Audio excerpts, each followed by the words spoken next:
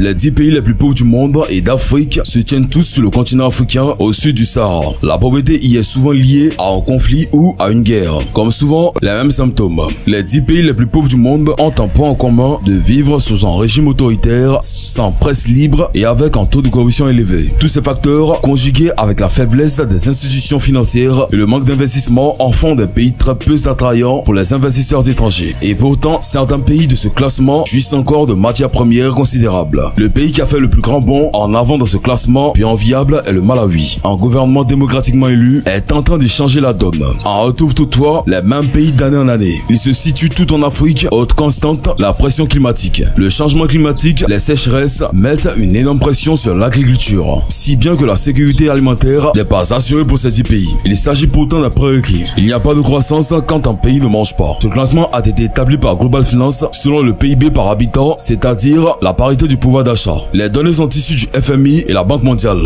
Nous procéderons de manière suivante. Du 10e pays le plus pauvre d'Afrique au premier pays le plus pauvre d'Afrique. À vos marques, prêts, c'est parti.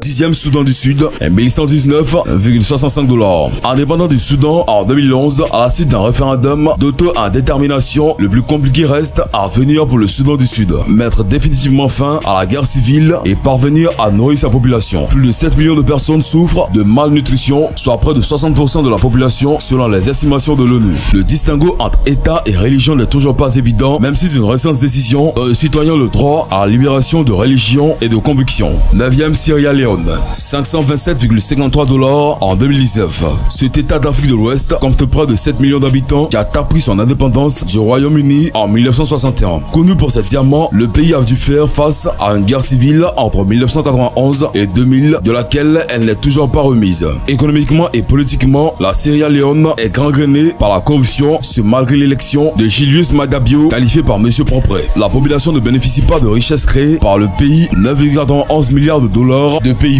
Un indice de son sous-développement peut être résumé en un chiffre, 75% de la population travaille dans l'agriculture. 8e Érythrée, 642,51 $. Impossible de récolter des données économiques de la part du gouvernement érythréen. Le pays est gouverné par un seul parti et subit actuellement des sanctions de la part du Conseil de sécurité de l'ONU. En termes de droits de l'homme, l'Érythrée présente l'un des pires résultats au monde. Exemple de cette déconfiture.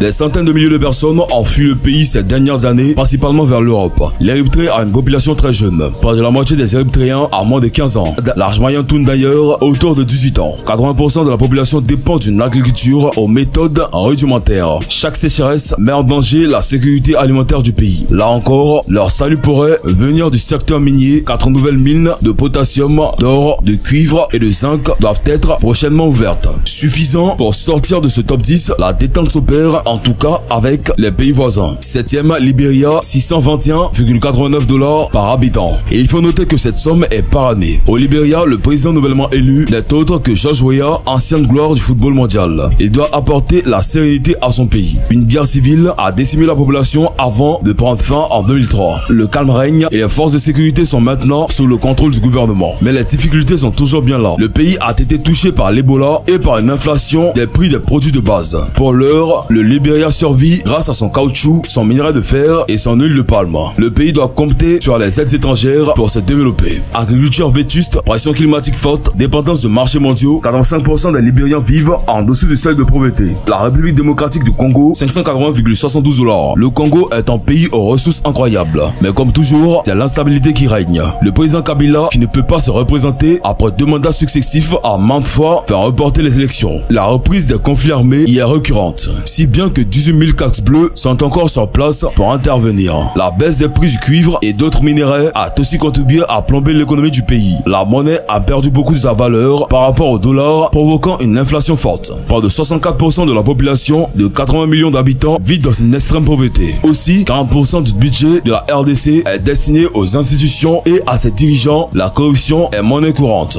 Quand éclate une manifestation, la faim et l'insécurité alimentaire ramenant le calme. L'avenir n'est pas rose. Alors que les élections doivent se tenir depuis 2016, Jean-Pierre Bemba, cité comme chef de guerre par certains médias, vient de présenter sa candidature. Il a passé 10 ans derrière les barreaux, condamné par la Cour pénale internationale pour crimes contre l'humanité. Il a récemment été accueilli en euros à Kinshasa. 5e, Niger, 553,90 $ par habitant. Environ 80% de la surface du Niger fait partie du Sahara. Rien n'y pousse, mais la population ne cesse d'augmenter, ce qui intensifie la pression sur l'agriculture. De plus, le désert gagne du terrain. Le pays entier peut courir à la catastrophe. L'économie du pays dépend de deux ressources, l'or et l'uranium. Mais l'inflation, les sécheresses et les inondations plombent la croissance. Si de récentes découvertes de pétrole en fait renaître un peu d'espoir, la dette du pays reste préoccupante. Les grands projets ne généreront des bénéfices que dans plusieurs années. Le pays est également très instable politiquement en raison de la présence de Boko Haram, groupe islamique qui avait juré allégation à l'État islamique. Beaucoup de gens fuient les terroristes occupés. Au niveau de l'éducation, beaucoup de personnes sont analphabètes. La mortalité y est aussi très élevée, ce qui rend une reprise économique très difficile. 4e Mozambique, 503,57 $ par habitant. L'année 2011 suscite de grands espoirs. D'énormes quantités de gaz sont découvertes au large des côtes du pays. Mais la dette du pays explose. Le FMI décide de retirer ses aides.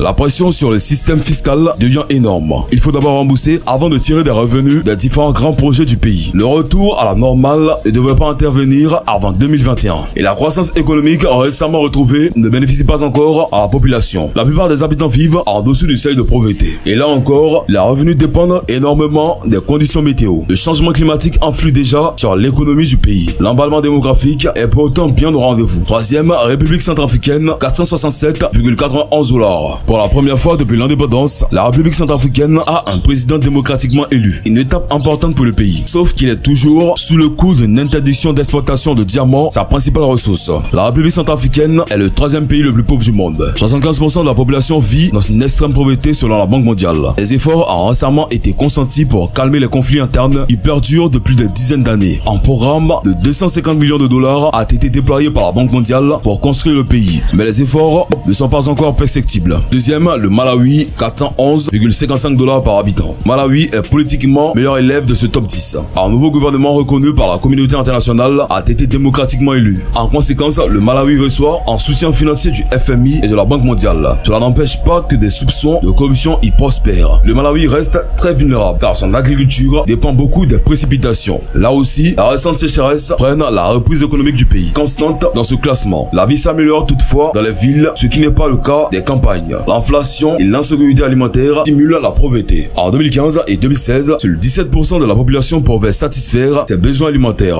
Premier, le Burundi, 261,25 $ par habitant. Beaucoup connaissent le génocide qui a vu 800 000 personnes, principalement d'origine Tutsi, perdre la vie au Rwanda en l'espace de 3 mois. Mais peu savent que son voisin le Burundi a connu une guerre civile du même mob une année plus tôt. Des accords de paix et de la fin de violences organisées n'auront lieu qu'en 2005. Mais 13 ans plus tard, le pays reste très instable. Le président Pierre Nkurunziza, un ancien rebelle Hutu. Son élection a été vivement contestée, si bien que l'Union européenne a décidé de couper les vivres. Le plus grand donateur parti, le pays a glissé vers la récession de l'insécurité alimentaire. Le prix des produits tels que la pomme de terre a fortement augmenté. Même la production de café, principalement denrées d'exportation, a reculé. 1992, 92% de la population vit en dessous du seuil de pauvreté. Voilà, c'est tout pour cette vidéo. Si vous avez aimé la vidéo, n'oubliez pas de vous abonner à la chaîne et activer la cloche de notification pour ne plus jamais rater une vidéo. Allez, on se prend bientôt pour une nouvelle vidéo.